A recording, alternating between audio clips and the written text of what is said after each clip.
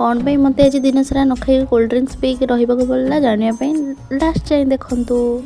Hello friends, मो Anuradha welcome करछि मो मिनी ब्लॉग को। 100 दिन पर आज भी मो सकाल उठिक मो नित्य कर्म सारी बाहर जाइଥିଲି मो कर्मक्षेत्र को। जावाई बाहर बेलू वर्षा से होता अवश्य बेस जोर से होता है छाड़ी जाइला किंतु टिके झिपझिप करके वर्षा होता। देन मुझे आसिक पहुँच जाइए मो कर्मक्षेत्र निकट में। से 10:15 बेलू बाहर पलि आसती मो रूम को।